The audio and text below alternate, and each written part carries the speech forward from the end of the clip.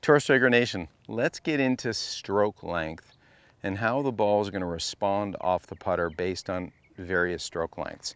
When you look at your tour path, you'll notice darker shades, darker and slightly later shades of blue, representing or suggesting how far the outcome of the ball will be after contact with a putter. Now that truly depends on the friction, the green speed. No friction, super fast Augusta greens, or maybe something that's more like the Fringe here at the Raven, that might be more like a municipal golf course where the greens are pretty slow.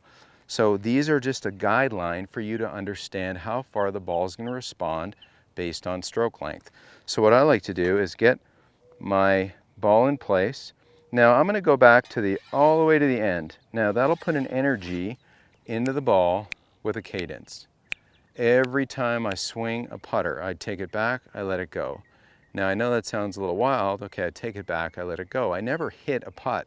I choose a stroke length and I let gravity do the work for me. What I often see, Tour Striker Nation, is people that take the putter back and they over accelerate their arms and putter into the ball. And that's a tricky way to putt. I'd rather the arms and club fall to the ball based on a stroke length that you choose. So I'm going to let this first one get in the way of I'll practice the feel first. Here's my putter, my setup. I'm going to let the heel go right to the end. You can even watch it go right to the end. Not too far to where it clicks around a bit. Now, I'm not going to try to hit any particular distance. I'm going to let the golf ball get in the way of this measured rhythmic event. And I'm going to see how far it goes. So that's easily 4 feet past my 6-foot putt, so let's call that 10 feet-ish. Now, I'm going to go to the difference where between 10 and 15 is marked on my tour path. So I'm going to get this feeling of letting it travel back to that other measure with the same cadence, not trying to accelerate, not trying to hit the putt. I know that if I drop a ball on a hard floor, it's going to bounce back at me. I know that this stationary ball is going to be inspired to move by the putter moving. So let's get a feel for that. Let's go ahead and let this putter travel to that mark. Let's let it hit a golf ball. And oddly enough, it was a pace that cup could capture the ball. Now it would have rolled by a little bit, but it's still a pace that it would make it go in.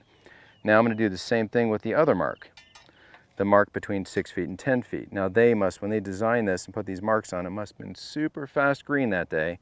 So I'm going to just go this short little distance. Now that may make it still get to the hole, but with a lot less pace, because we know our path is perfect. Now if the face can be perfect, let's see how we do. Okay, and that makes it trundle in. So now we're going to go to this first little mark, this small little putt.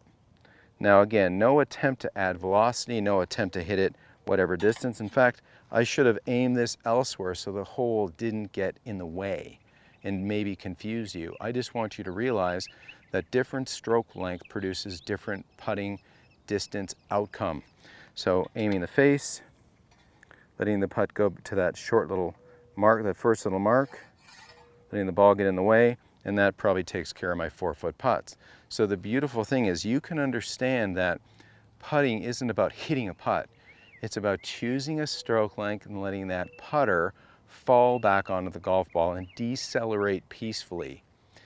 Oftentimes I have people that come to the golf camp, they take a short little backstroke and they have this big thumpy fall through with massive over acceleration. What I want you to feel is choose a stroke length that gravity wants to bring back to the ball. And that's why this is raised. The rail has a mild raise in it for this putter to be able to go back up and in, down out back to the touch point, and then back up and in. So we're learning different stroke lengths and different outcomes without over acceleration. No hit. That's the key to becoming really, really good. Now, I want you to go through a variety of sets and reps. I would start off maybe at the far end, work your way up to the shortest putt, and there's always every increment in between two. These are just suggested putter lengths, swing lengths. Now these again are for the scoring putts, the putts in close. I would never try to hit this across the green from a putter that only swings back to this point that's marked 15.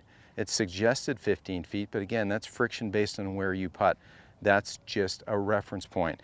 If I'm going to hit a putt clear across the green, this is a big extension of how my putter might swing for me to let this fall back onto the ball and let this putter, say, go 30, 40, 50, 80 feet. So when you are using your tour path, let's understand that stroke length, which is helpfully marked on your tour path, let the ball respond after that putter coming back to the ball. You'll start to have better judgment, and you'll look at putts and go, I know what that feels like on my tour path, and you'll confidently set up to the ball, let the ball get in front of that chosen stroke length, and I bet you're going to love your outcomes.